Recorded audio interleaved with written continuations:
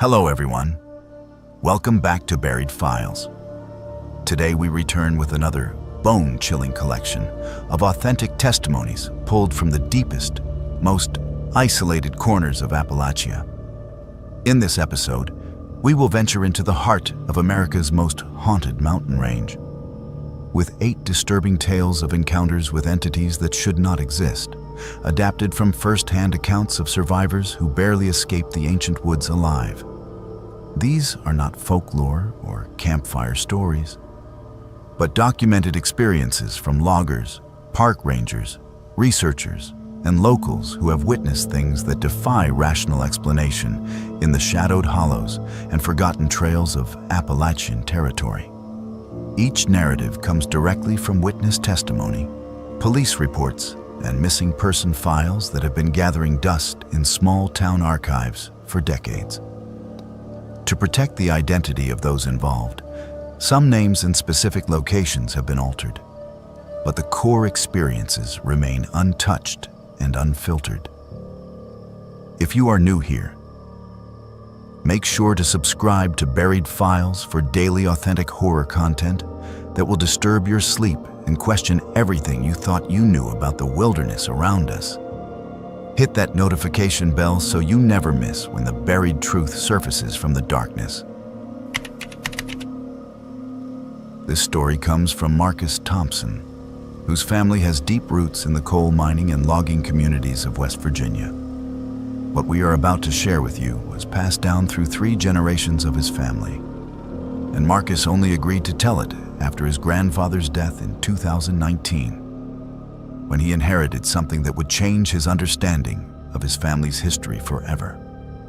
Marcus grew up hearing whispers about his great-grandfather, Elijah Thompson, who had been a logging foreman in the 1940s in the remote mountains near the Virginia border. Elijah had built a successful operation, employing dozens of men and clearing vast sections of old growth forest for timber companies. But in 1947, the operation shut down abruptly. No explanation was ever given to the workers, and Elijah never spoke about what happened in those final months. The family only knew that he had returned home one day, pale and shaken, and announced that he was done with logging forever. For 70 years, the reason remained a mystery. Elijah took his secrets to the grave, and the old logging roads grew over with thick underbrush and saplings. The equipment was abandoned where it sat, slowly being reclaimed by the forest. The only reminder of the operation was a collection of hand-drawn maps that Elijah had kept locked in a steel box in his basement. Maps that Marcus had never been allowed to see. When Marcus inherited his grandfather's house in 2019, he discovered that steel box among the belongings. Inside were dozens of detailed topographical maps of the logging operation, marked with roads, cutting zones, and equipment locations. But what caught his attention were the red X marks scattered across several maps. Some were drawn over specific areas of forest. Others marked particular roads or clearings. And written in Elijah's shaky handwriting beside many of the X marks were the words, "Do not enter," and "Forbidden ground." Marcus had always been fascinated by his family's logging history, and he saw this as an opportunity to finally understand what had happened to shut down such a profitable operation. He decided to take the maps and explore the old logging roads, thinking he might find some valuable equipment or at least get closure on the family mystery. Looking back now, he realizes that curiosity was the worst mistake of his life. On a cold October morning, Marcus loaded his ATV with camping gear and set out for the abandoned logging roads. The main access road was still partially visible, though decades of growth had narrowed it to barely more than a deer path. Following Elijah's maps, he navigated deeper into the mountains than he had ever been before. The forest here was different from the woods he knew. The trees were older, thicker, and they seemed to block out most of the daylight, even though it was mid-morning. After 2 hours of riding, Marcus reached what his great-grandfather's map indicated was the main equipment depot. Sure enough, he found the rusted remains of several logging trucks and a bulldozer, all being slowly consumed by vines and moss. The sight was both fascinating and eerie. It looked like the workers had simply walked away from their jobs one day and never returned. As Marcus explored the depot, he noticed that one of the maps in his backpack corresponded exactly to this location. And there, marked clearly in red ink, was one of the X marks with "Do Not Enter" written beside it. According to the map, there was a logging road that continued north from the depot, leading to what Elijah had marked as the Big Clearing. But this particular road had multiple red X marks along its length, and at the end, Elijah had written, "Stay away. They do not want us there." Marcus stared at the overgrown path that led north. Every instinct told him to turn around and go home. But he had come this far, and he needed to know what had frightened his great-grandfather so badly that he had abandoned a profitable business and never spoke of it again. Against his better judgment, Marcus started his ATV and headed down the forbidden road. The path was barely passable. Branches scraped against his helmet and thick undergrowth caught at his wheels. But what struck him most was the silence. In all his years of hunting and hiking in West Virginia, Marcus had never experienced such complete quiet. No bird songs, no insect buzzing, no rustling of small animals in the leaves. Even the sound of his ATV engine seemed muffled and wrong. After about a mile, the path opened into a large clearing, just as Elijah's map had indicated. But what Marcus saw there made him immediately understand why his great-grandfather had marked it as forbidden ground. The clearing was not empty. In the center stood a massive tree, easily 8 feet in diameter and taller than any tree Marcus had ever seen in West Virginia. Its bark was unnaturally dark, almost black, and its branches twisted upward in ways that seemed to defy natural growth patterns. But the tree was not what made Marcus's blood run cold. Scattered around the base of the tree were pieces of logging equipment. A chainsaw here, a hard hat there, work boots arranged in neat pairs. And hanging from the lower branches were dozens of items of clothing. Flannel shirts, work pants, leather gloves, all weather-beaten and faded but arranged with deliberate care. Marcus realized he was looking at a shrine of some kind, decorated with the belongings of loggers. As he sat on his idling ATV, trying to process what he was seeing, he noticed that some of the clothing looked familiar. His great-grandfather had described the uniforms his workers wore, and these matched the description perfectly. These were the belongings of Elijah's crew from 1947. As this realization hit him, Marcus became aware that the silence around him had changed. It was no longer just quiet.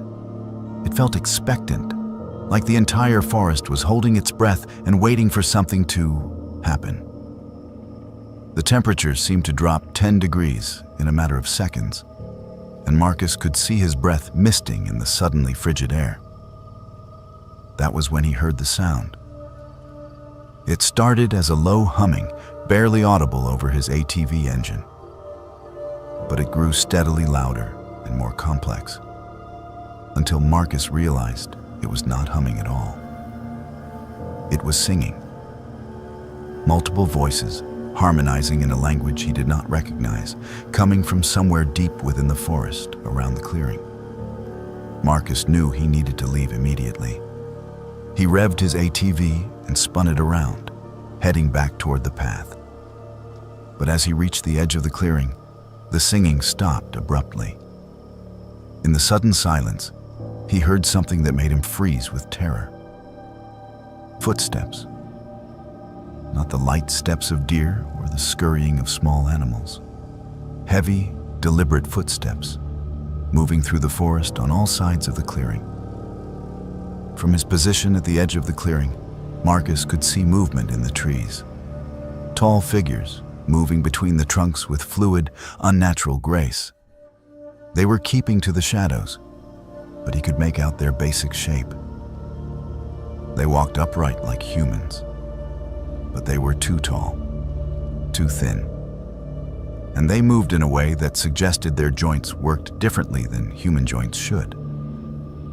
One of the figures stepped partially into the light at the far edge of the clearing. What Marcus saw there convinced him that his great-grandfather had been wise to abandon his logging operation. The thing was humanoid, but clearly not human. Its skin was bark-like and dark, its limbs unnaturally long and thin. Where its face should have been, there was something that looked more like the hollow of a tree trunk, dark and empty, but somehow aware. The creature raised one impossibly long arm and pointed directly at Marcus. At that gesture, the singing resumed. But now it was louder, more insistent, and it seemed to be coming from the creature itself. Other figures began to emerge from the forest, all of them tall and wrong and pointing in Marcus's direction. Marcus gunned his ATV and fled down the narrow path as fast as he dared. Behind him, the singing grew to a roar, and he could hear crashing sounds as the creatures moved through the forest, following him. Branches whipped at his face, and his ATV bounced violently over roots and rocks. But Marcus did not slow down. He could hear them behind him, moving through the trees parallel to the path, keeping pace with his machine despite the rough terrain. The pursuit continued until Marcus reached the main logging road. At that point, the sounds behind him stopped abruptly. When he finally dared to look back, he saw nothing but empty forest. But Marcus did not stop riding until he reached his truck, and he did not stop driving until he was back in town. That night, Marcus burned every one of his great-grandfather's maps. He never returned to the logging roads, and he has never spoken publicly about what he saw until now. But he did do some research into his family's history, and what he discovered confirmed his worst fears. In the local newspaper archives, Marcus found reports from 1947 about a series of disappearances among Elijah's logging crew. 7 men had vanished over the course of 2 months, all of them experienced woodsmen who knew the forest well. Search parties found no trace of them, and eventually the disappearances were attributed to the dangerous nature of logging work. But Marcus now understands what really happened to those men. Their belongings are still hanging from the branches of that ancient tree, trophies in a shrine maintained by things that do not want humans disturbing their territory. Marcus still lives in West Virginia, but he has never again ventured into the deep woods alone. And he has made sure that his own children know never to go looking for their family's abandoned logging operation. Some family secrets, he says, are meant to stay buried in the forest where they belong. This account comes from Isabella Rodriguez, a professional nature photographer who has spent the better part of her career documenting the wilderness areas of the southeastern United States. Isabella specializes in nocturnal wildlife photography, and her work has been featured in National Geographic and various conservation magazines. She is known for her meticulous planning and technical expertise, which makes what happened to her in the Tennessee mountains all the more disturbing. In September of 2021, Isabella received a commission from a prominent environmental magazine to photograph the old-growth forests of the Great Smoky Mountains for an article about conservation efforts. The assignment required her to document both the daytime beauty of these ancient forests and their nocturnal ecosystem. For Isabella, this was the kind of work she lived for. She had photographed in these mountains dozens of times before and considered herself intimately familiar with the terrain and wildlife patterns. Isabella planned a week-long expedition to capture images in some of the more remote areas of the park, places where human impact was minimal and the forest remained largely unchanged from its original state. She had obtained the necessary permits for backcountry photography and had planned her route carefully using topographical maps and GPS coordinates. Her equipment included 2 high-end digital cameras with infrared capabilities, multiple telephoto lenses, motion-activated trail cameras, and professional lighting equipment designed for wildlife photography. The first 3 days of the expedition went exactly as planned. Isabella captured stunning images of black bears, various bird species, and the intricate details of the forest ecosystem. Her nighttime photography sessions yielded particularly impressive results, with her infrared equipment revealing the hidden activities of nocturnal animals. By the 4th day, she had more than enough material for the magazine article. But she decided to venture deeper into the mountains to explore an area she had never photographed before. Using her GPS unit, Isabella hiked to a remote valley that was marked on her maps as containing some of the oldest trees in the entire mountain range. The area was accessible only by an unmarked trail that required several hours of difficult hiking through dense forest. When she finally reached the valley floor, Isabella was amazed by what she found. The trees here were massive, some easily over 400 years old, and they formed a canopy so thick that even in the middle of the day, the forest floor remained in deep twilight. Isabella set up her base camp in a small clearing near a stream and spent the remainder of the day scouting locations for her nighttime photography session. She noticed immediately that this part of the forest was unusually quiet. Even during the day, she heard very few bird calls or sounds of small animals moving through the undergrowth. The silence was so complete that it felt almost oppressive. But Isabella attributed this to the depth of the forest and the thickness of the canopy overhead. As evening approached, Isabella prepared her equipment for what she hoped would be the highlight of her expedition. She positioned her cameras at strategic locations throughout the valley, set up motion-activated trail cameras to capture any wildlife activity, and prepared her main camera with infrared filters for detailed nocturnal photography. The moon was nearly full that night, which would provide excellent natural lighting for her work. Around midnight, Isabella began her photography session in earnest. She was using a technique she had perfected over years of wildlife photography, moving silently through the forest and using her infrared-capable camera to capture images without disturbing the natural behavior of nocturnal animals. For the first hour, everything proceeded normally. She captured several excellent shots of owls, a family of raccoons, and various insects that were active in the darkness.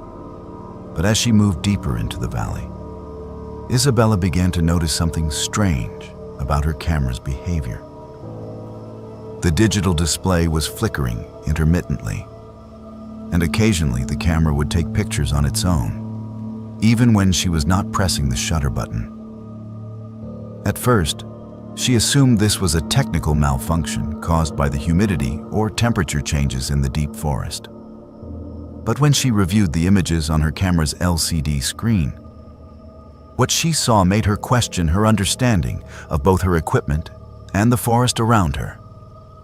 The camera had been taking pictures of areas where Isabella was certain no animals were present.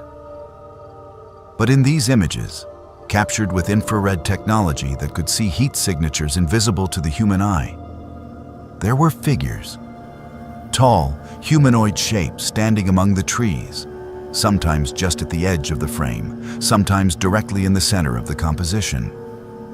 The figures appeared to be generating no heat whatsoever.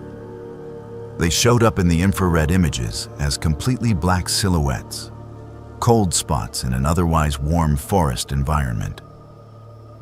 Isabella initially convinced herself that these were technical glitches or artifacts caused by her equipment malfunctioning. But as she continued her photography session, the autonomous picture-taking became more frequent, and the figures in the images became more numerous and more clearly defined. In one particularly disturbing image, she counted 7 distinct figures arranged in a rough circle around a massive oak tree. In In another, a tall figure appeared to be standing directly behind her previous position, as if it had been following her movements through the forest. The most unsettling aspect of these images was that the figures appeared to be aware of the camera. In several shots, they seemed to be looking directly at the lens, their dark forms oriented toward Isabella's position. And in the most recent images, they appeared to be moving closer, gradually closing the distance between themselves and her location. As Isabella reviewed these disturbing photographs, she became aware that the forest around her had changed. The already profound silence had deepened to an almost unnatural degree. No insects buzzed, no leaves rustled in the breeze, no night birds called. It was as if every living thing in the valley had suddenly ceased all activity. Even more disturbing, the temperature seemed to have dropped significantly. Isabella could see her breath in the frigid air, despite the fact that it had been a warm September evening when she began her photography session. Isabella decided to return to her base camp immediately. But as she began to pack her equipment, her camera started taking pictures again, this time in rapid succession. The shutter fired continuously for nearly 30 seconds, capturing dozens of images before finally stopping. When Isabella reviewed these new photographs, what she saw convinced her that she needed to leave the valley immediately. The images showed the same dark figures, but now they were much closer and much more numerous.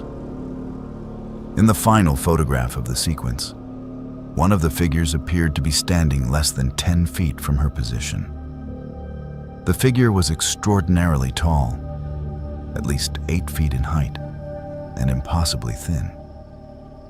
Where its face should have been, there was only a dark void that seemed to absorb light rather than reflect it. Isabella gathered her equipment as quickly as possible and began hiking back toward the main trail, using her flashlight to navigate through the dark forest. But as she moved through the trees, her camera continued to malfunction, taking random pictures and displaying error messages she had never seen before. Against her better judgment, Isabella continued to check these new images, and what she saw terrified her beyond rational thought. The photographs now showed multiple figures moving through the forest around her. They appeared to be keeping pace with her movements, staying just outside the range of her flashlight, but clearly visible in the infrared spectrum of her camera. In some images, they seemed to be moving through the trees themselves, their dark forms passing through solid wood, as if it were empty air. In others, they appeared to be moving along the ground in ways that defied normal locomotion, flowing rather than walking. Most disturbing of all, the figures seemed to be communicating with each other. In several consecutive images, Isabella could see them positioned at various points around her location, their forms oriented toward each other as if they were coordinating some kind of action.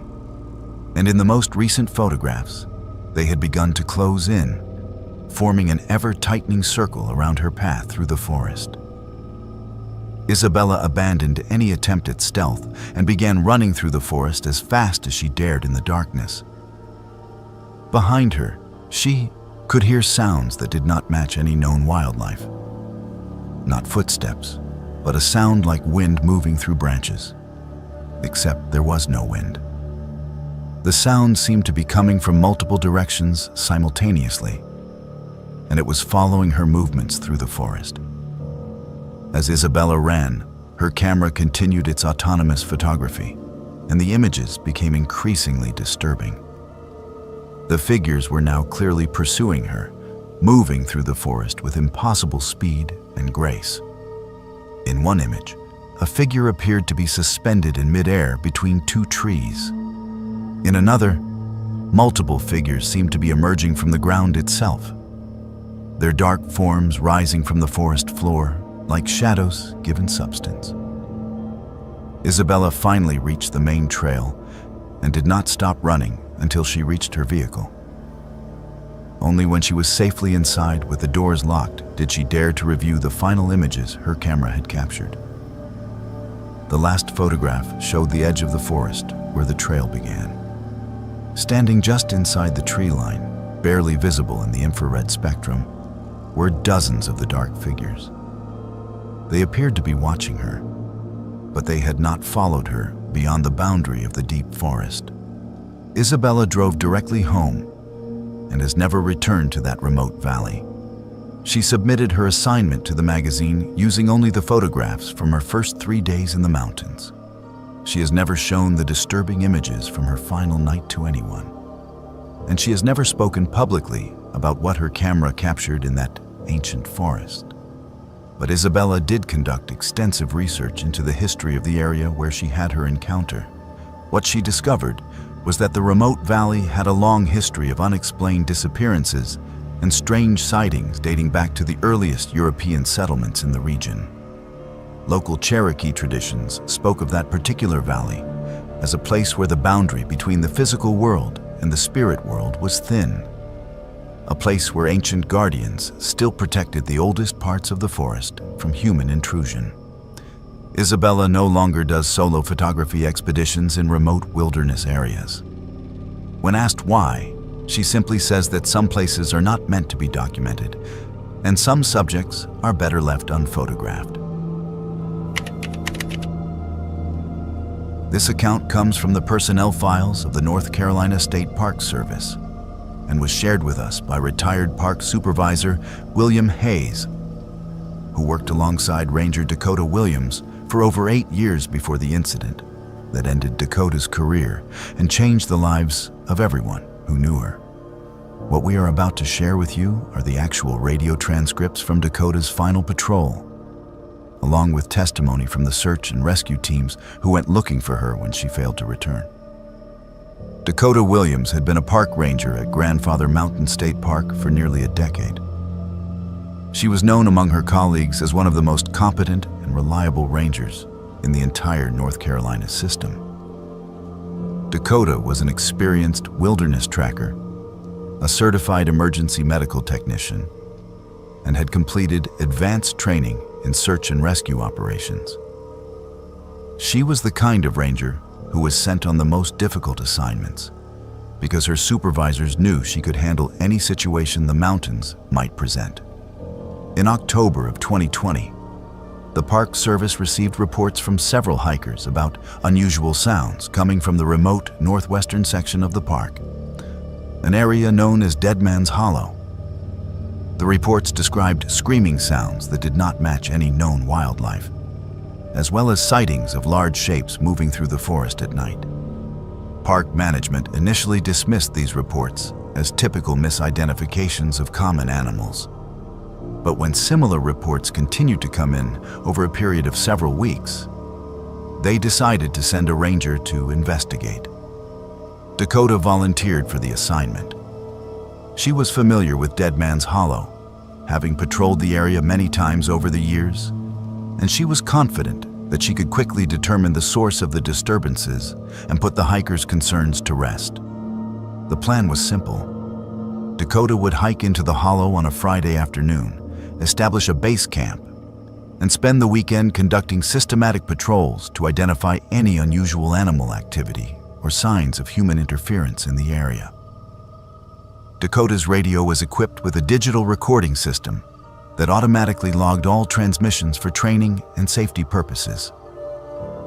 This recording system would later provide the only evidence of what happened to her during those 3 days in Dead Man's Hollow. What follows are the exact transcripts of her radio communications, along with timestamps and notes from Park Dispatch. Friday, October 16th, 2024, 32 hours. Ranger Williams to base.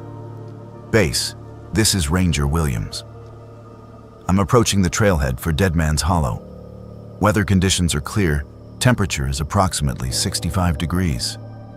I'm carrying full camping gear for a 3-day patrol. Estimated arrival at base camp location is 1,600 hours.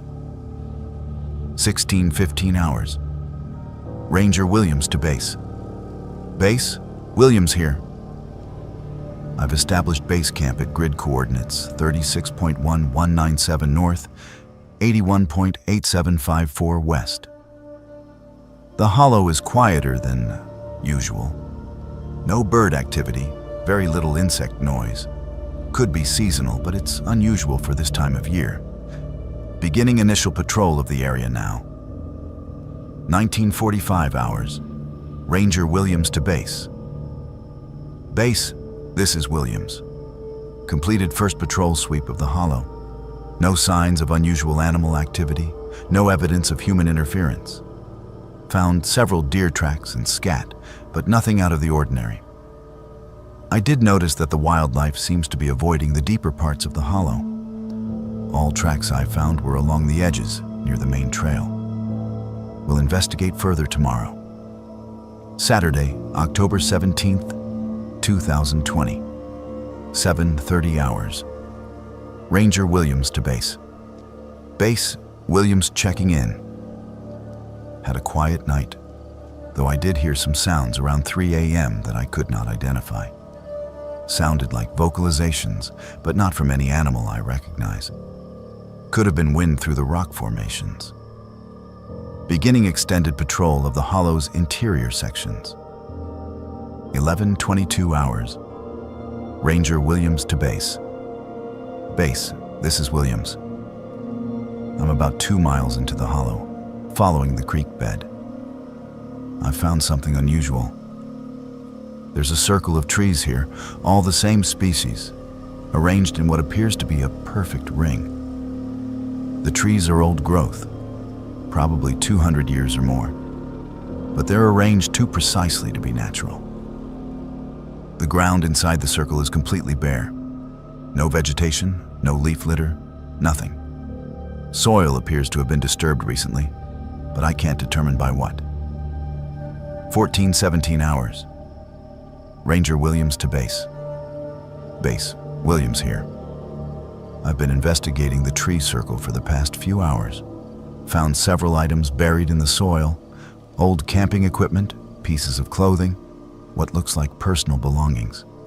Some of it appears to be decades old, but some looks recent. I'm going to collect samples and continue my investigation. The area has an unusual feel to it.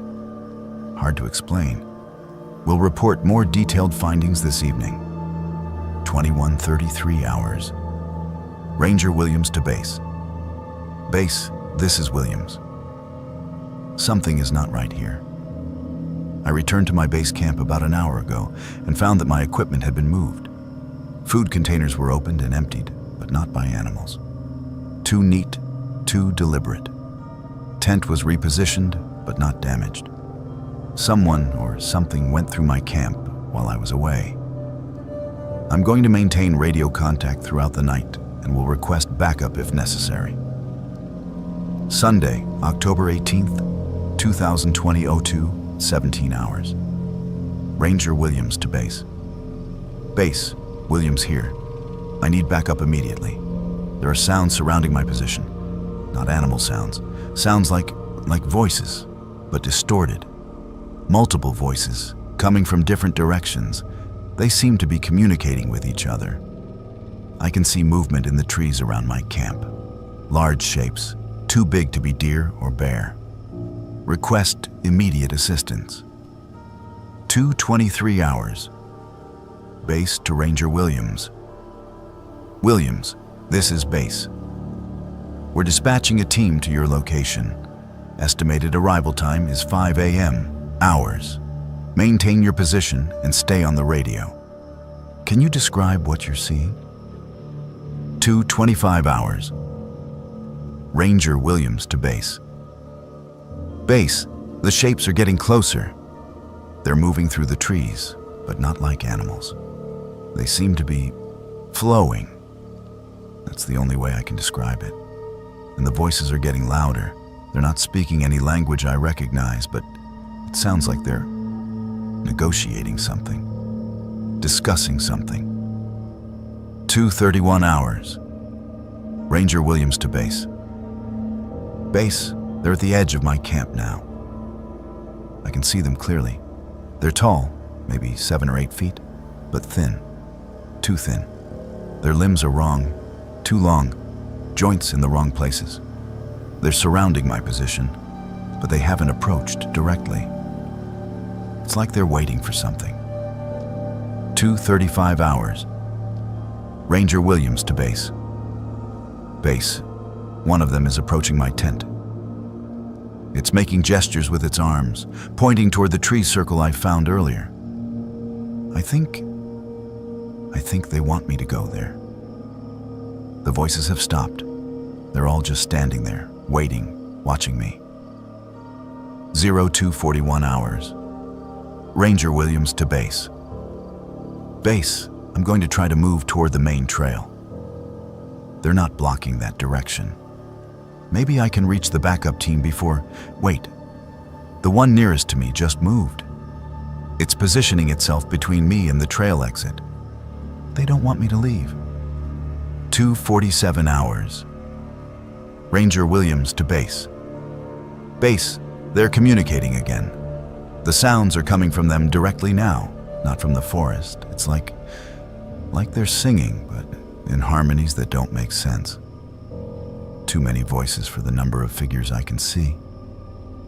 And base, the temperature just dropped dramatically. I can see my breath. It was 60 degrees when I made camp. 2:52 hours.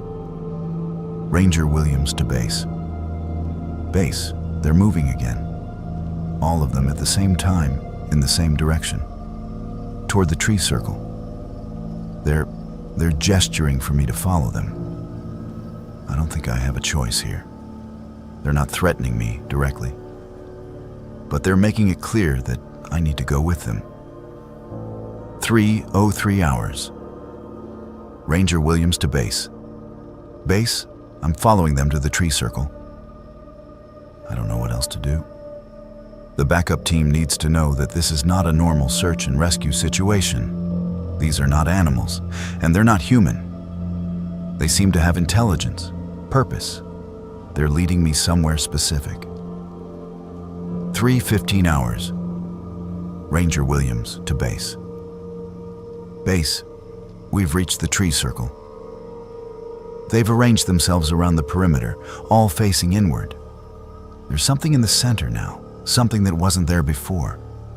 It looks like an opening in the ground. Not a cave, not a hole. An opening. The edges are too smooth, too perfect. They're indicating that I should approach it. 3:21 hours. Ranger Williams to base. Base, I can see down into the opening now. There's light coming from below, but not electric light. Something else. And I can hear sounds from down there. Voices, but human voices this time. People talking, but I can't make out the words. Base, I think there are people down there. People who have been missing. 3:24 hours. Ranger Williams to base. Base, they want me to go down there. Into the opening. I can see what looks like steps carved into the sides, leading down. The voices from below are getting louder. Someone down there is calling for help. I have to go help them. That's my job. 3:27 hours. Ranger Williams to base. Base, I'm going down. If you don't hear from me again, tell my family that I was doing my job. Tell them that I found something in Dead Man's Hollow that explains all the missing hikers over the years. Tell them that Transmission ends. The backup team reached Dakota's campsite at 05:15 hours on Sunday morning. They found her equipment scattered around the campsite, but no sign of Dakota herself. A thorough search of Dead Man's Hollow revealed no trace of the tree circle Dakota had described, no opening in the ground, and no explanation for her disappearance. The official Park Service report concluded that Ranger Dakota Williams had suffered some kind of psychological break during her solo patrol and had wandered off into the wilderness in a confused state.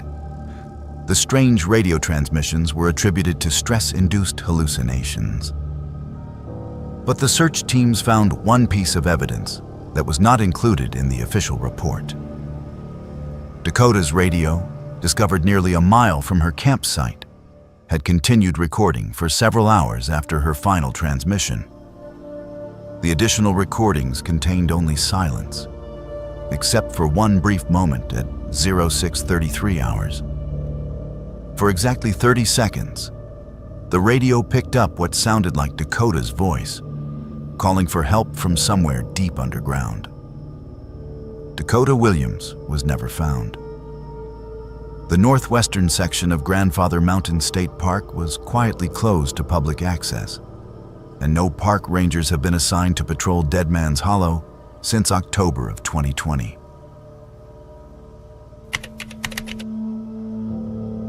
This story comes from Ethan Kowalski, an experienced mushroom forager and wilderness enthusiast from Pennsylvania. He shared an account of his unsettling experience while hunting for rare mushrooms in the remote Appalachian forests near the border of Pennsylvania and West Virginia. Ethan, respected in the local mycology community for his knowledge and caution, assures us the events he describes are real and remain a mystery to this day. Ethan had been searching for mushrooms since his teenage years. Over the last decade, his expertise had grown considerably, especially when it came to the elusive and fragrant morel mushrooms that flourished in the spring and early summer months across the Appalachian region. The forests surrounding the border of Pennsylvania and West Virginia were known among foragers for their rich variety of fungi. Ethan had explored many areas, but there was one patch of particularly dense forest near a small river valley where he had heard stories of extraordinary finds and unexplained disappearances. In June of 2022, Ethan set out early in the morning, eager to explore this specific valley, which was locally known as Black River Hollow. Ethan had never been inside Black River Hollow before, but had always been curious due to local warnings about the area. For years, he had heard rumors about people entering the valley in search of mushrooms and never being seen again. Still, his passion for fungi and his respect for nature drove him to explore this enigmatic forest. Ethan told us he was cautious throughout his journey, bringing along standard safety gear, a GPS unit, first aid supplies, and a reliable cell phone with satellite communication capabilities. He followed a narrow trail that wound through the trees and eventually diverged toward the river valley. The sounds of flowing water were faint but constant up ahead. After a 2-hour hike, he reached the bottom of the valley where the forest seemed to thicken and the canopy grew darker. The air was damp and heavy, with the earthy smell of moss, rotting wood, and growing mushrooms. It was here that Ethan began his search, carefully inspecting the forest floor for the distinctive appearance of morel mushrooms and other edible varieties. What caught Ethan's attention almost immediately was the presence of an unusually perfect circle of fairy ring mushrooms. Fairy rings are a natural phenomenon caused by certain types of fungi that grow in circular patterns due to their underground network of mycelium expanding outward uniformly. But the circle Ethan encountered was unlike any he had ever seen. The mushrooms were unusually large and glowing faintly with a pale blue light. Intrigued and slightly unnerved, Ethan circled around the fairy ring, noting that the center of the circle was disturbingly bare of vegetation, as if the fungal activity had sterilized the soil. Curious about the origins, he decided to step inside the ring, hoping to find some clues. No sooner had he, stepped into the circle than Ethan felt a sudden chill sweep through the valley. The usual sounds of the forest, bird calls, rustling leaves, insect buzz, seemed to pause. The mood shifted from peaceful to tense, and Ethan immediately became aware of a subtle but unmistakable presence watching him. Ethan tried to dismiss the feeling as paranoia, focusing instead on the task of collecting mushroom specimens. He took extensive notes and photos to document the fairy ring and the other fungi around it. But as he moved further into the circle, he noticed something strange. The trees seemed to lean inward, bending slightly toward the fairy ring, and the shadows beneath the canopy deepened unnaturally. As he ventured deeper, Ethan spotted something on the ground ahead. At first, he thought it was a shadow, but as he approached, he realized it was a cluster of worn leather shoes arranged neatly in a circle, an eerie echo of the fungal ring above. Around the shoes were bones, animal bones at least. But some looked strangely gnawed on, as if by creatures that were neither ordinary forest scavengers nor humans. The uneasiness grew stronger, and Ethan decided to take a moment to rest.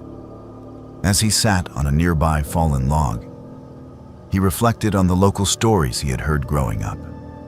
Stories of forest spirits guarding the more sacred parts of the wilderness, punishing those who disturbed their domain. Many forbade entering the heart of Black River Hollow, warning that the forest would consume those who ignored the warnings. Suddenly, Ethan felt a sharp movement nearby. He looked up just in time to see a dark shape darting between the trees. It was tall and slender, moving with an unnatural grace, and it appeared to be watching him. Ethan raised his camera, hoping to capture the figure. But as he adjusted his lens, the creature vanished without a trace. Unsettled but driven by a mix of curiosity and caution, Ethan packed up his specimens and began to exit the valley. However, as he followed the path back toward the trailhead, he realized the forest seemed to have changed. The landmarks he had noted on the way in appeared slightly different. The angle of a tree, the position of a rock, making him question whether he was truly retracing his steps. His GPS signal flickered and temporarily went out. The device rebooted, but showed him far off course. Ethan struggled to maintain his nerves, knowing that panicking would only make it harder to find his way home. Just when he feared he would become lost in the valley, a faint glowing light appeared ahead, softly illuminating the forest floor. It was the same pale blue light as the mushrooms in the fairy ring, and it seemed to be beckoning him forward. Drawn by the light, Ethan approached an ancient tree at the edge of the valley. The tree was covered in the same glowing mushrooms, arranged in a pattern almost like a symbol. At the base of the tree, he saw a small, hand-carved wooden box partially buried in the soil. Ethan opened the box carefully and found inside several old artifacts: a rusted pocket watch, a cracked leather-bound journal, and a collection of faded photographs. The journal belonged to a man named Jonathan Weaver, a mushroom hunter who had reportedly disappeared in Black River Hollow decades earlier. The photographs depicted Weaver and his family posing near the same valley where Ethan now stood. Reading the journal entries, Ethan discovered that Weaver had documented strange occurrences similar to his own experience. The eerie fairy rings, the unnatural silence, the appearance of shadowy figures moving through the forest. Weaver's final entry ended abruptly, mentioning a desire to protect the sacred forest, followed by a warning to all who might follow. Do not cross the circle. Do not disturb what guards these woods. As Ethan closed the journal, a sudden gust of wind swept through the clearing, and the glowing mushrooms flickered before going dark. The forest around him seemed to exhale, releasing its tension, and the usual sounds of the woods gradually returned. Following the fading blue light back to the main trail, Ethan managed to find his way out of Black River Hollow before darkness fell. He made his way back to the trailhead and reported his findings to his local mycology club and the forest ranger station. Though some were skeptical, many acknowledged the historical disappearances and strange folklore associated with Black River Hollow. But Ethan's experience did not end when he left the forest. Over the following weeks, he noticed something disturbing about the mushroom specimens he had collected from inside the fairy ring.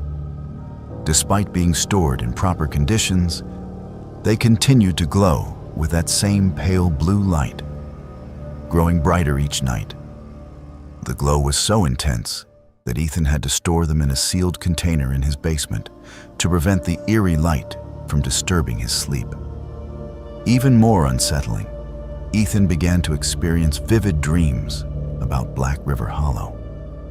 In these dreams, he would find himself back in the forest, standing inside the fairy ring, while shadowy figures moved through the trees around him. The figures never approached directly, but they seemed to be waiting for something, watching him with an intelligence that felt ancient and patient. After 3 weeks of these disturbing dreams and the continuously glowing specimens, Ethan made a decision. He returned to Black River Hollow, carrying the collected mushrooms in a sealed container. When he reached the location where he had found the fairy ring, he was not surprised to discover that the circle was still there, still glowing with that unnatural blue light. Ethan carefully placed the specimens back where he had found them, arranging them according to the pattern he remembered. As soon as the last mushroom was returned to its original position, the glowing intensified briefly, then faded to the same level he had first observed. The oppressive feeling that had haunted him for weeks immediately lifted, and the forest around him seemed to return to its natural state. The dream stopped that night, and Ethan never experienced any further supernatural occurrences related to his time in Black River Hollow. But the experience left him with a profound respect for the boundaries that exist in the deep wilderness. Boundaries that are not marked by signs or fences, but by forces far older and more powerful than human understanding. To this day, Ethan Kowalski advises caution to anyone interested in exploring the deeper valleys of the Appalachian forests. He warns that some areas are protected not by government decree, but by forces and guardians unknown to most, and that disturbing their domain comes at a cost that few can survive. He has never returned to Black River Hollow, and he never will. The legend of the glowing fairy rings and the mysterious guardian watching over Black River Hollow remains part of local folklore. But Ethan's detailed account serves as a chilling reminder that some parts of the forest still hold secrets far beyond the understanding of even the most experienced mushroom hunters. Some territories, he learned, belong to entities that have been protecting them far longer than humans have walked these mountains, and they do not appreciate intrusions from the outside world. This story comes from Zoe Baptiste, a seasoned search and rescue volunteer based in Virginia who has dedicated over a decade of her life to helping locate missing persons in the Appalachian wilderness. What she experienced during one particular case in 2023 challenged everything she thought she knew about the forests she had spent years navigating. And it remains the most disturbing search mission of her entire career.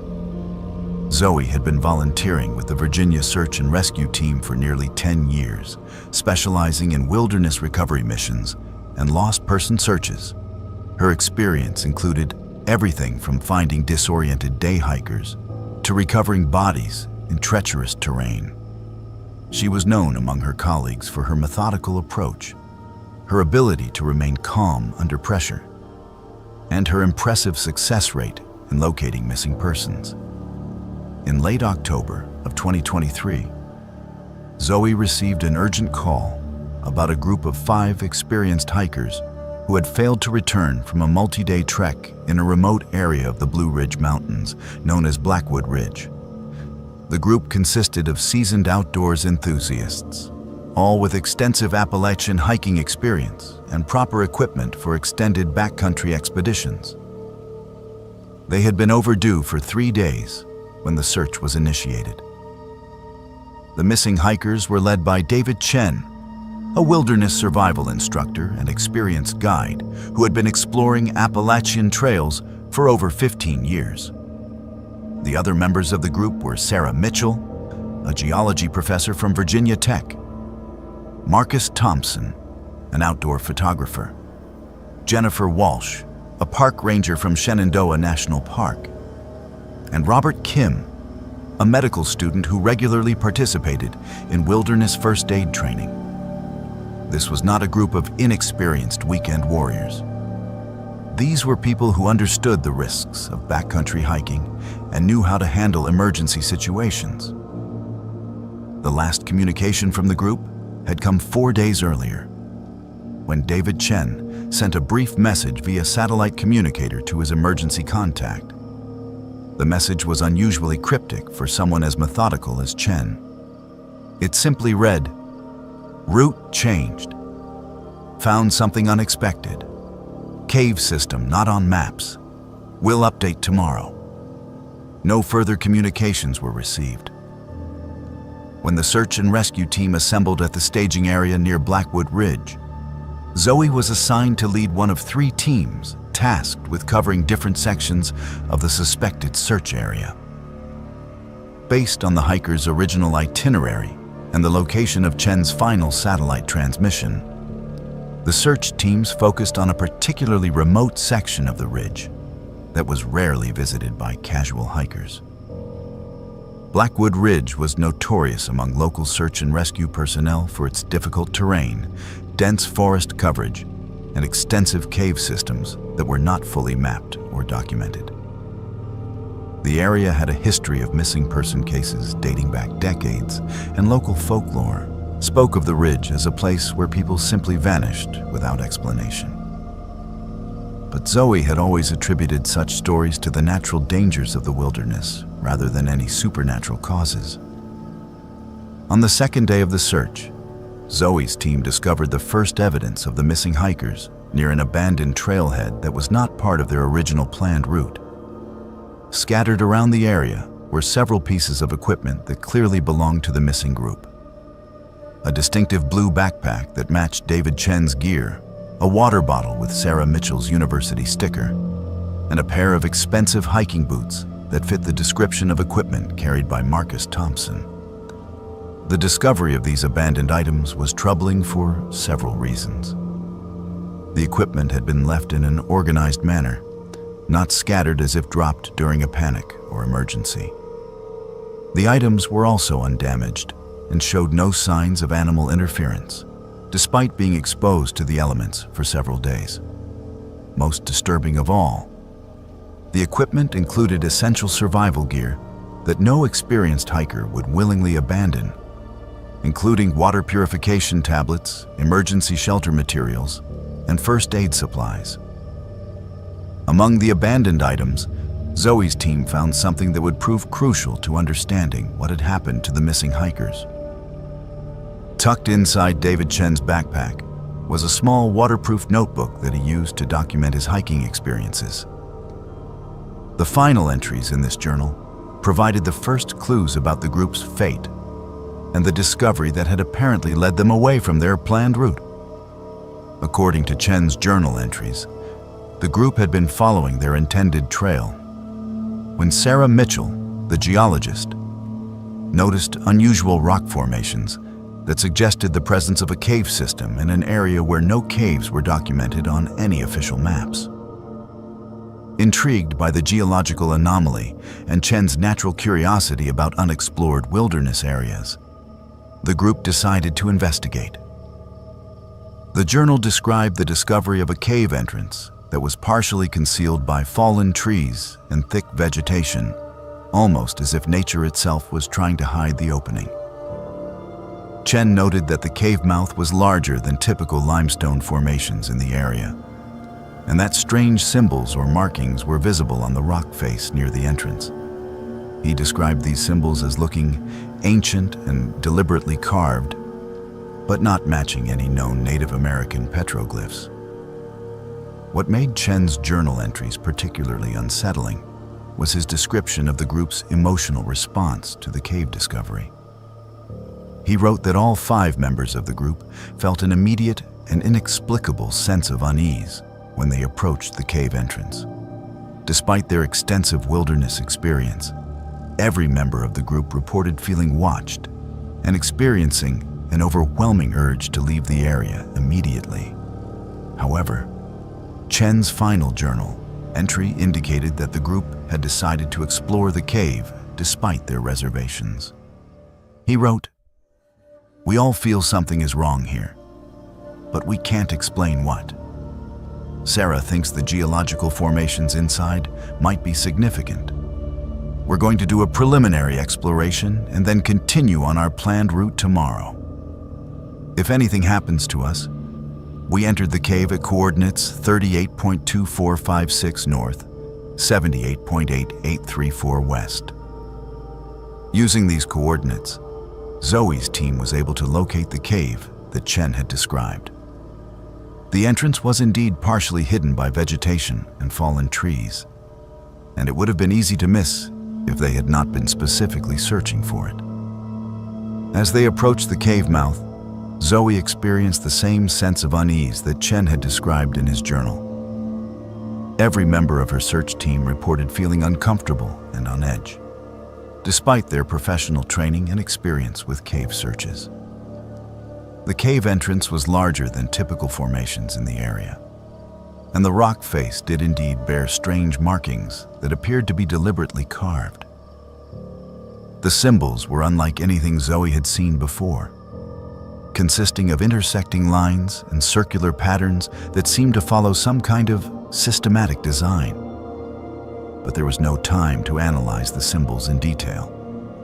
The priority was locating the missing hikers.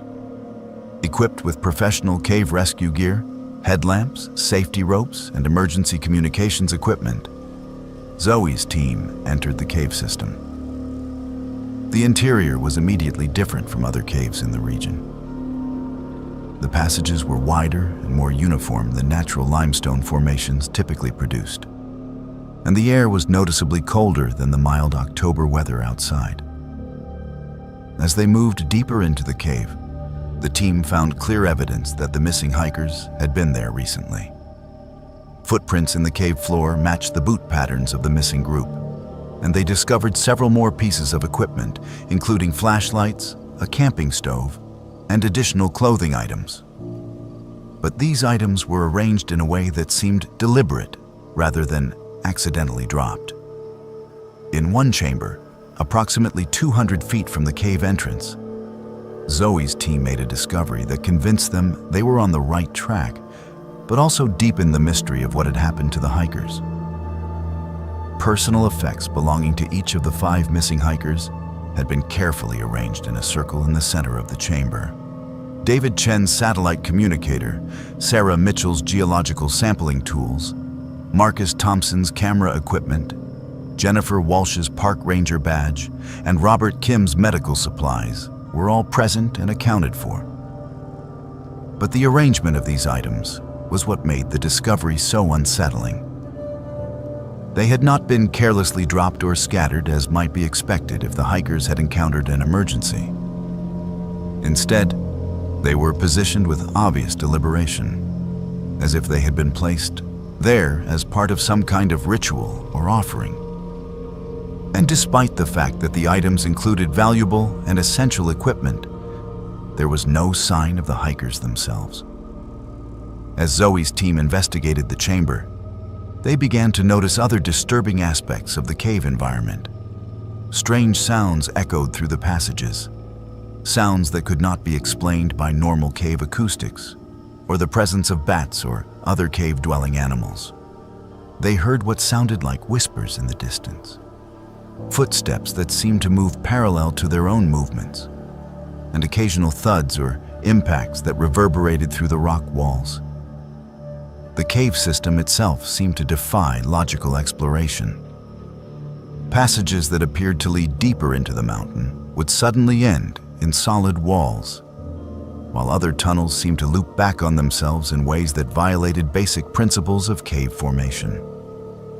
Zoe's team used standard cave mapping techniques to keep track of their progress, but their compass readings were inconsistent, and their GPS units provided contradictory location data. Most disturbing of all was the growing sense that they were being watched by something in the cave. Multiple team members reported seeing movement in their peripheral vision, shadowy figures that would disappear when observed directly. At one point, Zoe herself saw what appeared to be a tall, humanoid figure standing in a passage ahead of them.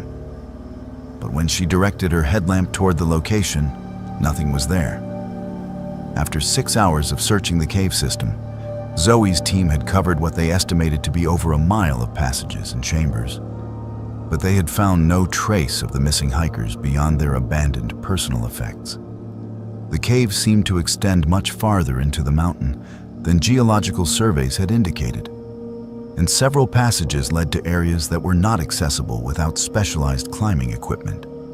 As the team prepared to exit the cave and call for additional resources, they experienced what Zoe later described as the most terrifying moment of her search and rescue career. As they moved back toward the cave entrance, following the route they had mapped on their way in, they discovered that passages they had previously explored were no longer there. Tunnels that had been clearly marked on their cave map seemed to have vanished, replaced by solid rock walls. The team found themselves disoriented and temporarily lost in a cave system that should have been familiar to them.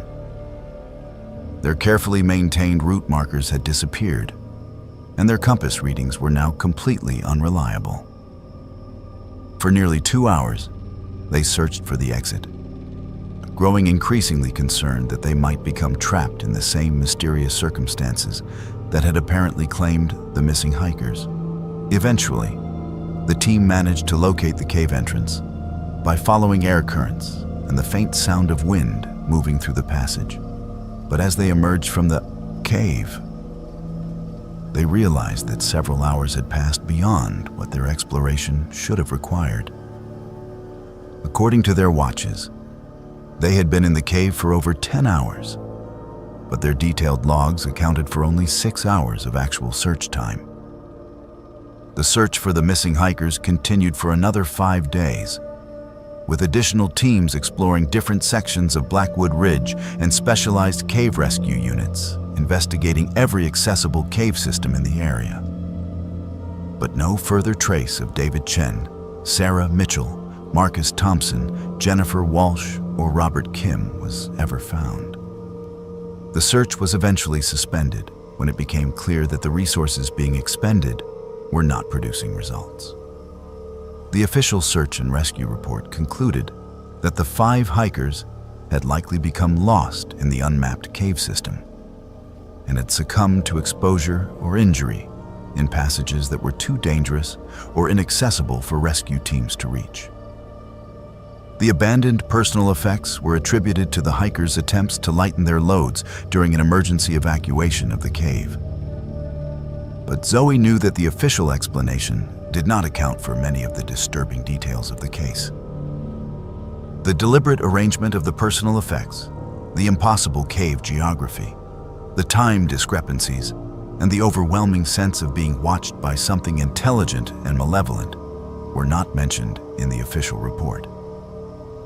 In the months following the search, Zoe conducted her own research into the history of Blackwood Ridge and discovered that the missing hikers case was not an isolated incident. Records dating back to the early 1800s documented similar disappearances in the same area, always involving small groups of people who had discovered cave systems that were not shown on any maps. Local Cherokee oral traditions spoke of the ridge as a place where the boundary between the physical world and the spirit world was thin, a place where ancient guardians still protected sacred sites from intrusion. Zoe has never returned to Blackwood Ridge, and she advises other search and rescue personnel to exercise extreme caution when conducting operations in the area. She believes that some places in the deep wilderness are protected by forces that operate beyond human understanding, and that certain discoveries are meant to remain hidden. The case of the 5 missing hikers remains officially unsolved, but Zoe's detailed account provides a chilling reminder that the Appalachian wilderness still holds secrets that can claim the lives of even the most experienced and prepared outdoors enthusiasts. The cave where David Chen and his companions made their final exploration has never been relocated, despite multiple attempts by both official search teams and independent investigators. This story comes from Tyler Nakamura, an experienced mountaineer from Kentucky who has spent over a decade challenging himself on some of the most difficult rock faces in the southeastern United States. Tyler's account describes an incident that occurred during what should have been a routine technical climb in the summer of 2023, but which became something far more terrifying than any physical challenge he had ever faced. Tyler had been climbing since he was 16 years old, starting with local crags near his hometown of Lexington, before gradually working his way up to more challenging routes throughout the Appalachian region. By 2023, he was considered an expert climber with extensive experience in technical rock climbing, mountaineering, and rescue techniques. He was known in the climbing community for his meticulous preparation, his respect for safety protocols, and his deep appreciation for the natural environment of the mountains. In late July of 2023, Tyler planned an ambitious climbing expedition to a remote area of the Cumberland Plateau, known for its challenging and largely unexplored rock formations. His target was a technical route on a cliff face that locals called Devil's Backbone, a name that Tyler had always assumed referred to the jagged appearance of the rock formation when viewed from a distance. Tyler's climbing partner for this expedition was Michael Alvarez, a trusted friend and fellow climber who had accompanied Tyler on dozens of previous adventures. Michael was equally experienced and shared Tyler's commitment to safety and environmental stewardship. Together, they had successfully completed some of the most challenging climbs in Kentucky, West Virginia, and North Carolina. The planning for the Devil's Backbone climb had taken several months. Tyler and Michael studied topographical maps, reviewed weather patterns, and consulted with local climbing guides to understand the unique challenges presented by this particular route. The cliff face was known for its technical difficulty, featuring overhangs, narrow ledges, and rock that required specialized protection techniques. On the morning of July 28, 2023, Tyler and Michael began their approach to the base of Devil's Backbone under ideal conditions. The weather was clear and warm, with light winds and excellent visibility. They carried comprehensive climbing gear, including dynamic ropes, a full rack of protection devices, harnesses, helmets, and emergency equipment. Their plan was to complete the climb in a single day, but they also carried bivouac gear in case weather or other circumstances required an overnight stay on the mountain.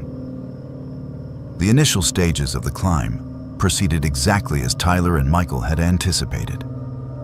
The rock was solid and provided good holds, and their protection placements were secure and reliable.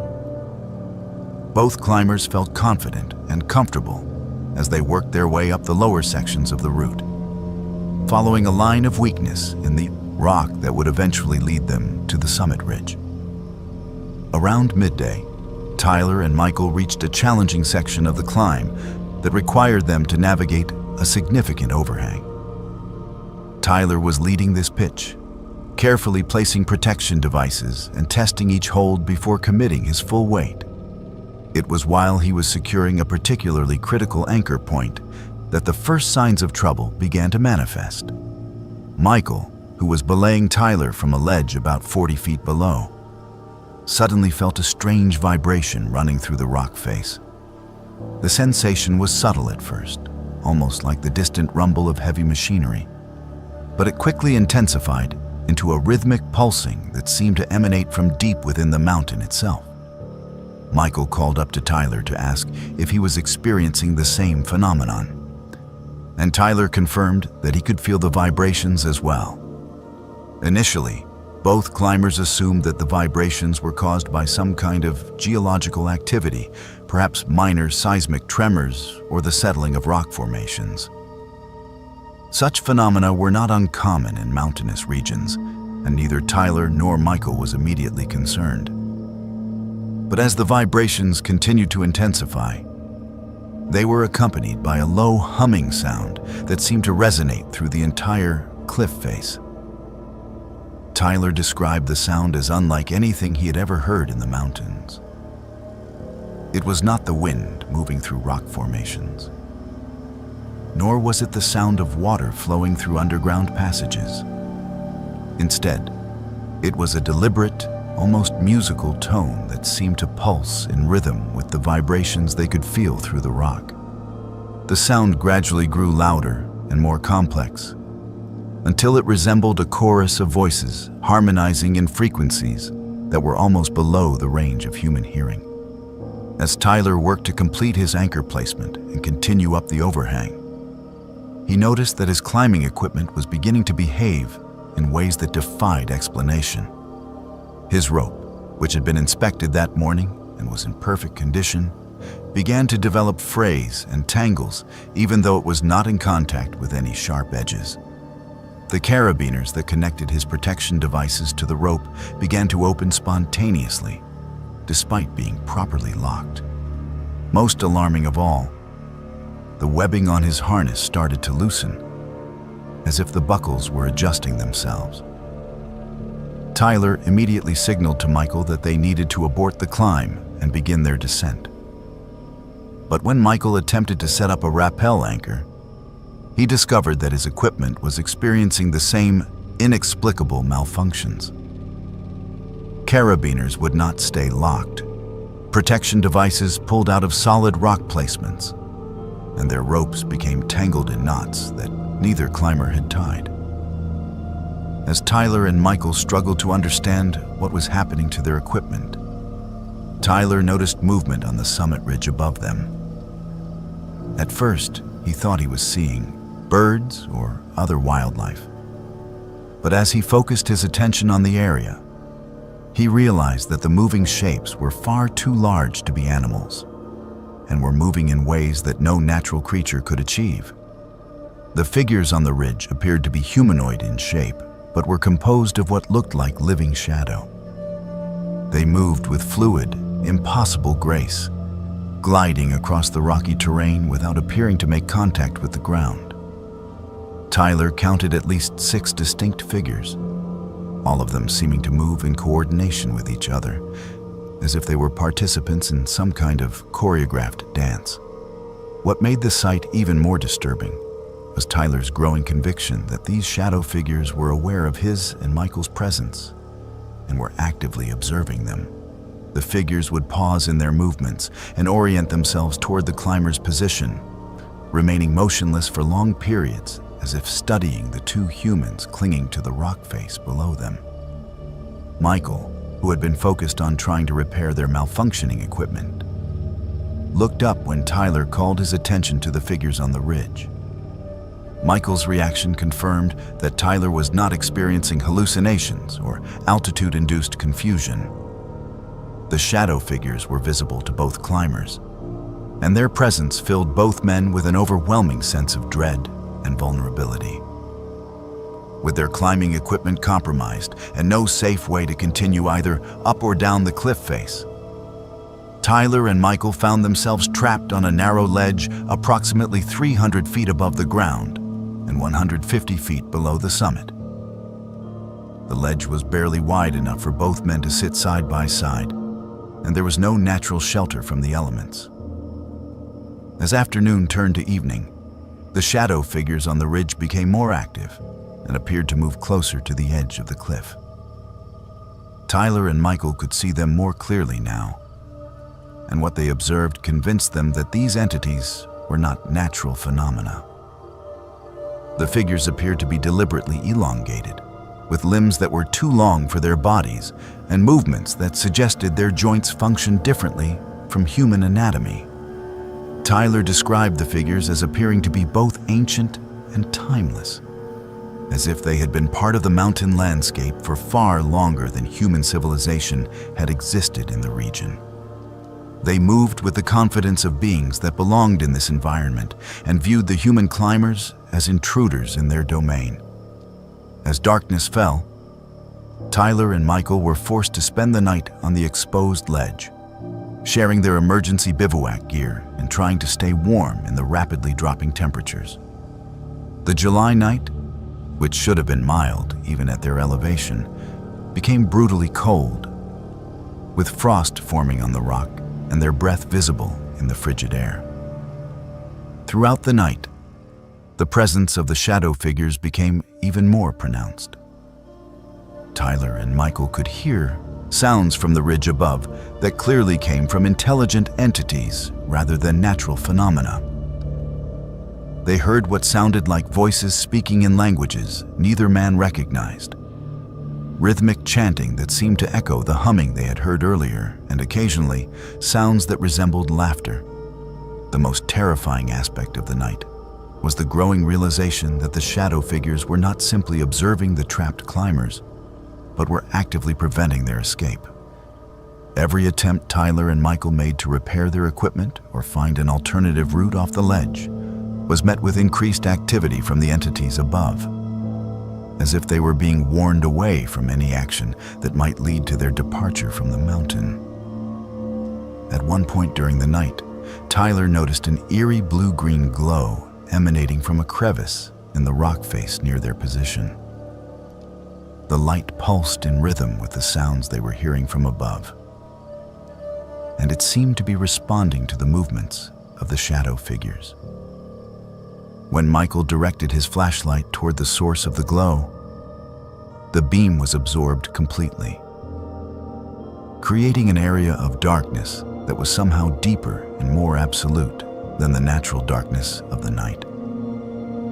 As dawn approached, the activity from the shadow figures gradually decreased, and the unnatural cold that had plagued Tyler and Michael throughout the night began to ease.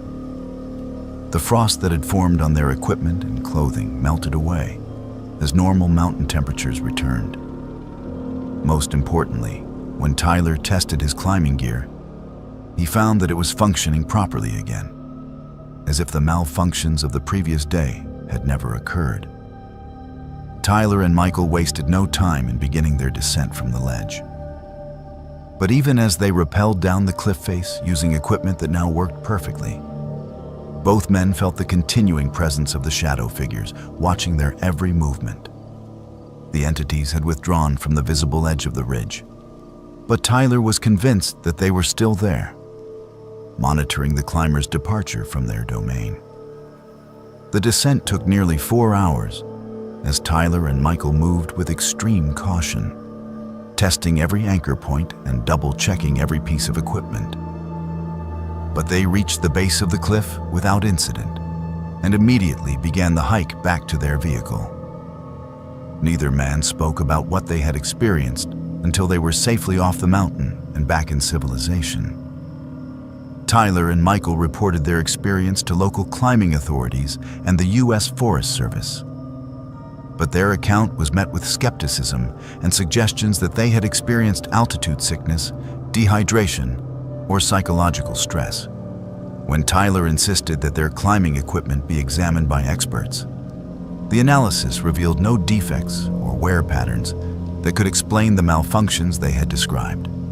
Some investigators suggested that electromagnetic interference from unknown sources might have affected metal components of their gear, but no evidence of such interference was detected in the area of Devil's Backbone. Others proposed that psychological factors related to the isolation and stress of technical climbing might have caused the climbers to misperceive normal equipment failures as supernatural phenomena. But Tyler and Michael maintained that what they had experienced was real, and that the shadow figures they had observed were intelligent entities that considered the mountain to be their protected territory. Tyler began researching the folklore and oral traditions associated with the Cumberland Plateau, and discovered that the area had a long history of encounters with what local Cherokee traditions described as mountain spirits or guardians. According to these traditional accounts, certain peaks and cliff faces in the region were considered sacred sites that were protected by ancient entities. These guardians were said to appear to humans who ventured too deeply into their territory, particularly those who showed disrespect for the natural environment or who attempted to conquer the mountains through technological means rather than spiritual understanding. Tyler has never returned to Devil's Backbone, and he now approaches all of his climbing expeditions with a deeper appreciation for the possibility that some places in the wilderness are protected by forces that operate beyond human comprehension. He advises other climbers to be aware of the spiritual as well as physical challenges that may be encountered in the deep mountains, and to show appropriate respect for the ancient powers that may still inhabit these remote places. The experience at Devil's Backbone changed Tyler's entire perspective on mountaineering and his relationship with the natural world. He now views his climbing activities as opportunities for communion with the mountains rather than conquest of them. And he approaches each expedition with humility and reverence for the possibility that he may be entering sacred space that is guarded by entities far older and more powerful than human civilization. This story comes from Professor Amanda Volkoff from the University of Georgia, a respected academic who has dedicated her career to studying folklore and cultural anthropology in the southeastern United States.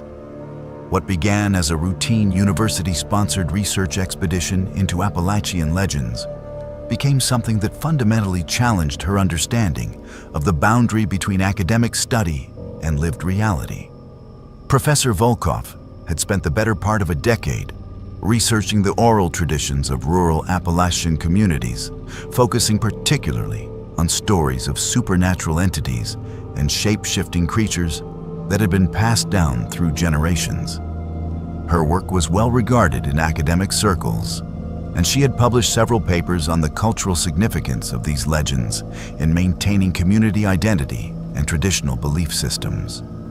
In early 2023, Amanda received approval from her university to conduct an extensive field research project that would take her deep into the remote mountain communities of northern Georgia, eastern Tennessee, and western North Carolina. The project was funded by a substantial grant that allowed her to assemble a small team of graduate students and research assistants, and it was intended to be the foundation for a comprehensive book on Appalachian folklore. Amanda's research team consisted of herself and 3 graduate students.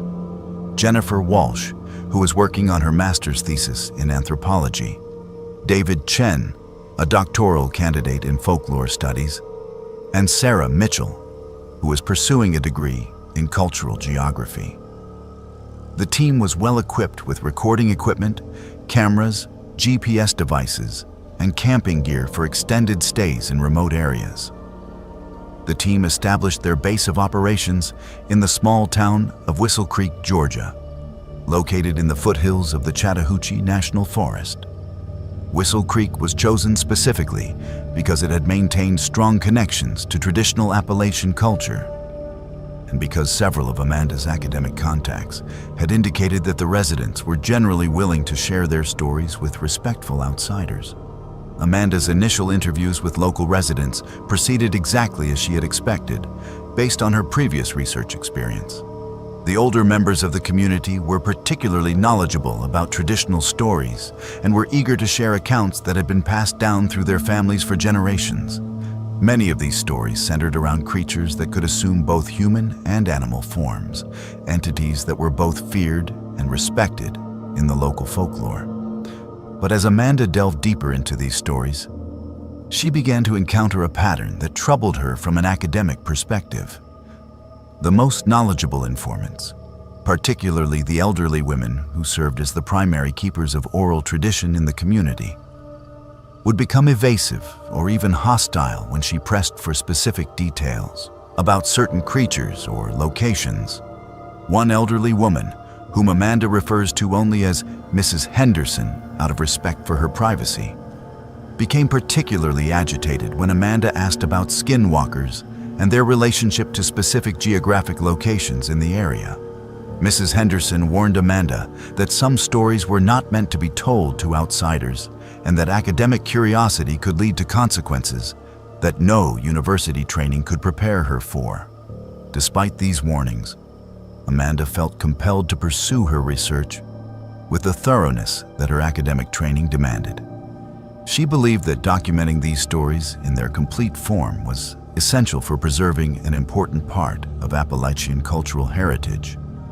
And she was convinced that approaching the subject matter with scholarly objectivity would protect her team from any negative consequences that local superstitions might suggest. It was this conviction that led Amanda to make what she now considers the greatest mistake of her academic career. During her third week in Whistle Creek, several informants had made vague references to an area in the nearby forest that was connected to Skinwalker stories, but that none of them would identify specifically. Amanda became determined to locate this site, believing that finding and documenting it would provide crucial evidence for her research. Against the explicit advice of her local contacts, Amanda organized an expedition into the forest with two of her graduate students, Jennifer and David. Using topographical maps and GPS coordinates derived from oblique references in her interviews, the team set out to locate what they theorized might be a site of traditional spiritual significance. The forest expedition began normally enough. Amanda and her students followed established trails for the first several hours, documenting their route and taking photographs of various landmarks.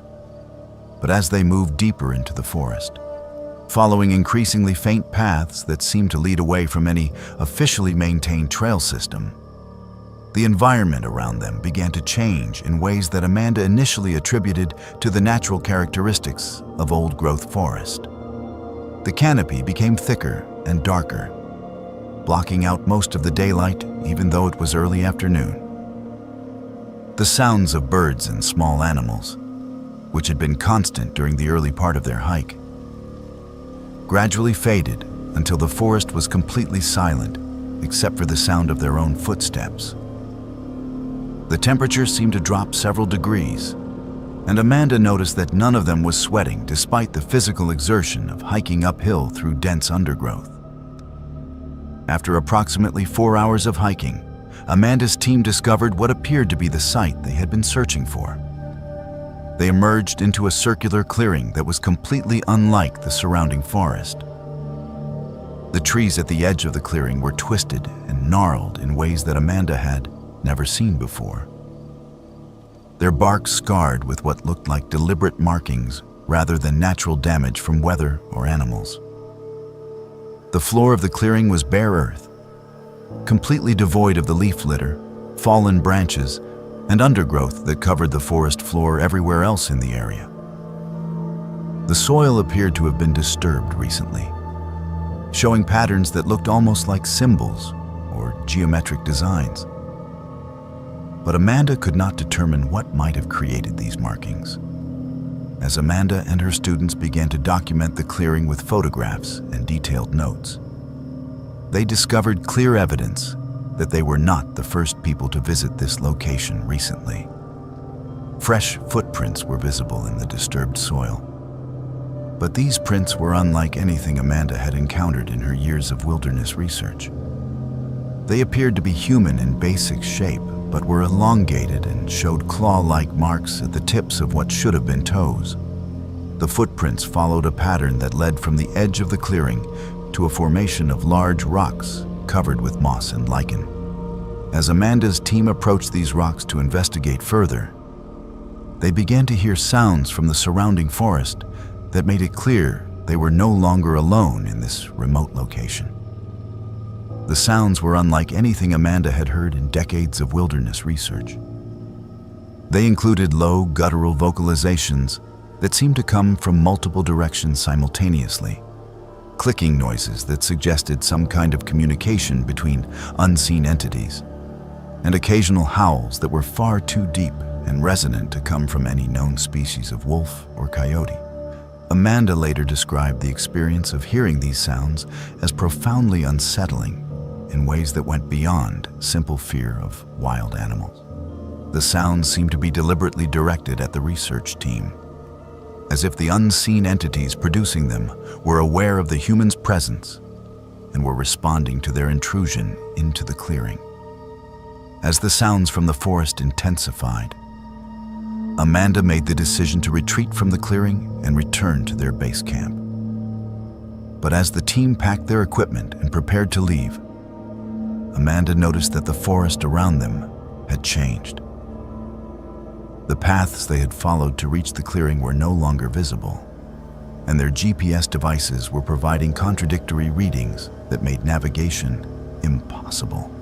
The team spent nearly 2 hours trying to find their way out of the forest before finally locating a trail that led back toward Whistle Creek. But during this disorienting period, they experienced phenomena that convinced Amanda that their academic research had crossed a line into something far more dangerous than she had anticipated. David reported seeing shadowy figures moving between the trees, figures that seemed to be following the team's movements, but always stayed just outside of clear visual range. Jennifer's camera began malfunctioning, taking pictures automatically and producing images that showed strange light anomalies and dark shapes that were not visible to the naked eye. Amanda herself experienced the overwhelming sensation of being watched by multiple entities that were capable of moving through the forest with complete silence despite their apparent size. When the team finally returned to their base camp in Whistle Creek, they discovered that several hours had passed beyond what their documented hiking time should have accounted for. According to their watches and the daylight, they had been in the forest for over 8 hours, but their detailed logs showed only 4 hours of actual hiking and research time. That night, Amanda was awakened by sounds outside her tent that she initially assumed were produced by local wildlife. But when she looked outside, she saw a tall, humanoid figure standing at the edge of their campsite, silhouetted against the moonlight. The figure appeared to be watching the tent where Amanda and her students were sleeping, and it remained motionless for several minutes before disappearing into the darkness. Over the following days, Amanda's research expedition was plagued by increasingly frequent and disturbing encounters with entities that seemed to be monitoring their activities. Team members reported seeing shadowy figures during both daylight and nighttime hours. Electronic equipment continued to malfunction in ways that could not be explained by technical problems. And all 4 members of the research team experienced vivid dreams that seemed to be connected to their discovery of the clearing in the forest. The most significant encounter occurred during Amanda's final week in Whistle Creek, when she decided to take a solo evening walk to reflect on the research she had gathered and plan her team's departure from the area. As she walked along a trail near their campsite, Amanda came face to face with an entity that she could only describe as a skinwalker in the exact sense that her informants had described. The creature appeared to be simultaneously human and animal, with features that shifted and changed as Amanda observed it. At times, it looked like a tall, thin human figure, but its proportions were wrong, and its movements suggested that its joints functioned differently from normal human anatomy. At other times, it appeared more wolf-like, with fur and elongated limbs, but it maintained an upright posture and displayed obvious intelligence in its behavior. The entity stood approximately 20 feet from Amanda on the trail, making no aggressive moves, but clearly studying her with the same scientific curiosity that she had brought to her research into its existence. Amanda later described the encounter as lasting for several minutes, during which she felt no immediate physical threat, but experienced an overwhelming sense that she was being evaluated by something far older and more powerful than human civilization. The skinwalker eventually moved off the trail and disappeared into the forest, but not before Amanda gained the distinct impression that it had deliberately allowed her to see it, and that the encounter was intended as some kind of message or warning related to her research activities. Amanda concluded her research expedition the following day and returned to the university with extensive documentation of local folklore, but also with a fundamentally changed understanding of the relationship between academic study and traditional knowledge. Her experience had convinced her that some subjects of anthropological research are not simply cultural artifacts to be documented and analyzed, but are living realities that must be approached with respect and humility. Professor Volkov has continued her research into Appalachian folklore, but she now approaches her work with a deep appreciation for the warnings and boundaries that traditional knowledge keepers have maintained for generations. She advises other researchers who work in similar areas to recognize that academic curiosity, while valuable, must be balanced with respect for the wisdom of the communities they study, and an understanding that some knowledge comes with responsibilities that extend beyond scholarly publication. Amanda's experience serves as a reminder that the line between folklore and reality may be far thinner than academic training typically acknowledges, and that researchers who venture into the deep places of traditional knowledge must be prepared to encounter truths that challenge the fundamental assumptions of modern scholarship. This final story comes from Jesse Crawford, a third-generation resident of the Tennessee mountains whose family has deep roots in the region's complex history with illegal whiskey production. Jesse shared with us an account that reveals how the sins of the past can reach across decades to claim payment from those who dare to walk in the footsteps of their ancestors. Jesse's great-grandfather, Elijah Crawford, had been one of the most successful moonshine runners in eastern Tennessee during the Prohibition era of the 1920s and early 1930s. Elijah operated an extensive network of hidden stills deep in the Smoky Mountains and used secret trails known only to a select few to transport his product to buyers in towns throughout the region. The Crawford family's illegal operation had made them wealthy by local standards, but it had also made them enemies of both federal agents and rival bootleggers. According to family stories that Jesse had heard throughout his childhood, Elijah Crawford's success had not been achieved through luck or superior whiskey alone. The old-timers in the family spoke in whispers about deals Elijah had made with entities in the deep woods, agreements that protected his stills and his runners from discovery by law enforcement. But that came with prices that would not be fully understood until generations later. Jesse had always dismissed these stories as colorful family folklore, the kind of supernatural embellishments that often grew around figures who had achieved legendary status in their communities. But in the fall of 2023, financial pressures led Jesse to make a decision that would force him to confront the possibility that his great-grandfather's legacy involved more than just illegal whiskey. Jesse had been struggling to maintain the family property, a substantial tract of forested land that had been in the Crawford family for over a century. Rising property taxes and medical expenses for his aging parents had put Jesse in a desperate financial situation, and he was facing the possibility of having to sell land that represented his family's entire heritage in the Tennessee mountains. It was during this period of financial stress that Jesse remembered something his grandfather had told him years earlier about hidden caches of valuable items that Elijah Crawford had supposedly buried throughout the family property. According to his grandfather, Elijah had not trusted banks with his bootlegging profits and had instead hidden gold coins, silver, and other valuables in locations known only to the Crawford family. Jesse's grandfather had provided him with a hand-drawn map that supposedly showed the locations of several of these hidden caches, along with cryptic directions for following the same secret trails that Elijah had used to move his moonshine without detection. Jesse's grandfather had warned him that the trails were dangerous and that some parts of the family property were better left undisturbed. But he had never provided specific details about what those dangers might be. Driven by desperation and skepticism about his grandfather's warnings, Jesse decided to use the map to search for the hidden caches. The map showed a complex network of trails that connected various points throughout the Crawford property.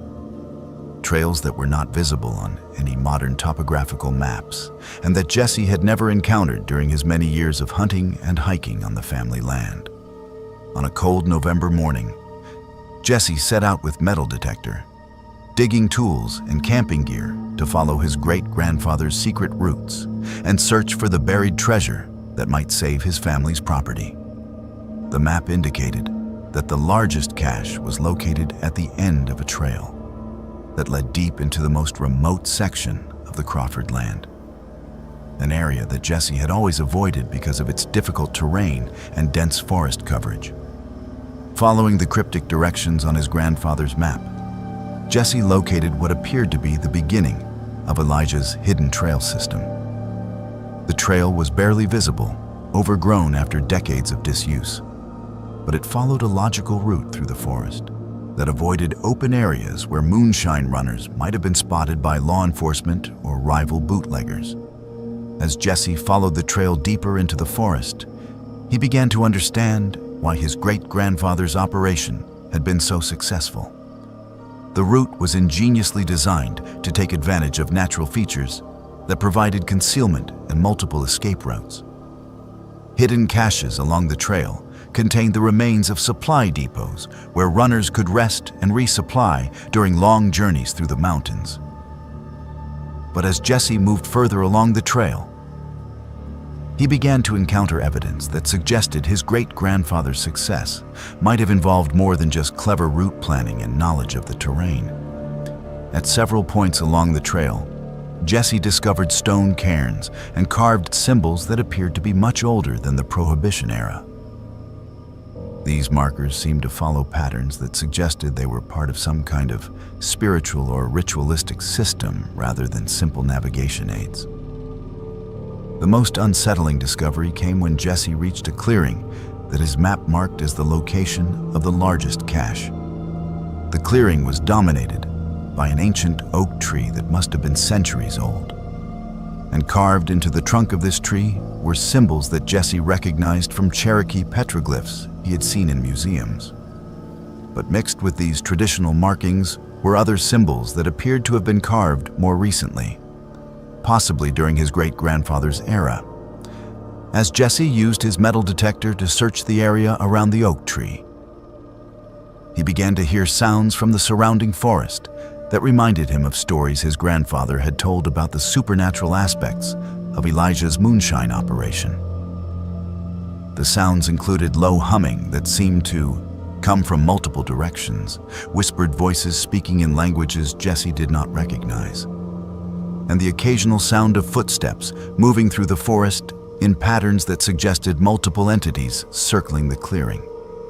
Jesse's metal detector began to produce erratic readings, indicating the presence of buried metal objects, but providing inconsistent information about their location and depth. As he dug in the areas where the strongest signals were detected, Jesse discovered not the gold and silver he had expected to find, but rather a collection of artifacts that suggested his great-grandfather's relationship with the supernatural forces of the forest had been far more complex than family stories had indicated. The buried items included carved wooden tokens bearing symbols that matched those on the oak tree, metal amulets that appeared to be made of silver and iron, and a leather-bound journal written in Elijah Crawford's distinctive handwriting. As Jesse read through his great-grandfather's journal, he discovered detailed accounts of negotiations with entities that Elijah described as the guardians of the mountain, agreements that granted protection for his moonshine operation in exchange for payments that would be collected from future generations of the Crawford family. According to the journal, Elijah had encountered these entities during his early attempts to establish stills in the deep forest, and they had offered him a bargain that would ensure his success but would bind his descendants to ongoing obligations. The journal described ceremonies that Elijah had participated in, offerings he had made, and warnings he had received about the consequences of failing to honor the agreements he had made. As Jesse read these disturbing revelations about his family's history, the sounds from the forest intensified, and he became aware that he was no longer alone in the clearing. Tall, shadowy figures began to emerge from the tree line, figures that moved with the same fluid grace that other witnesses had described in their encounters with supernatural entities in the Appalachian wilderness. The figures approached Jesse slowly and deliberately, and he understood instinctively that they were the same guardians his great-grandfather had written about in his journal. They had been waiting for decades for a Crawford descendant to return to the clearing and acknowledge the obligations that Elijah had incurred on behalf of his family. Jesse's encounter with these entities lasted for several hours, during which he experienced what he can only describe as a direct communication with intelligences that were far older and more powerful than human civilization. The guardians explained to Jesse that his great-grandfather's success had come at a price that was now due, and that the Crawford family's continued prosperity and protection depended on Jesse's willingness to honor the agreements that Elijah had made. Jesse returned from the forest that day with a profound understanding of his family's true legacy and the responsibilities that came with it. He found no gold or silver caches that could solve his immediate financial problems, but he discovered something far more valuable and far more dangerous: knowledge of his family's ongoing relationship with the supernatural guardians of the Tennessee mountains. Jesse has never spoken publicly about the specific details of his encounter with the mountain guardians or the obligations he accepted on behalf of his family. But he was able to resolve his financial difficulties through means he describes only as traditional arrangements that honor old agreements. And the Crawford family property remains in family hands. Jesse now serves as a keeper of his family's true history and warns others who might be tempted to explore the abandoned moonshine trails that some paths through the mountains lead to destinations that demand payment in forms that money cannot provide. The legacy of the Prohibition era, he says, includes debts that span generations and agreements that bind families to obligations that most people would never understand. The Moonshine Runner's route remains hidden in the Tennessee mountains, but Jesse Crawford's experience serves as a reminder that the past is never truly buried, and that some family secrets come with responsibilities that extend far beyond the memories of those who created them.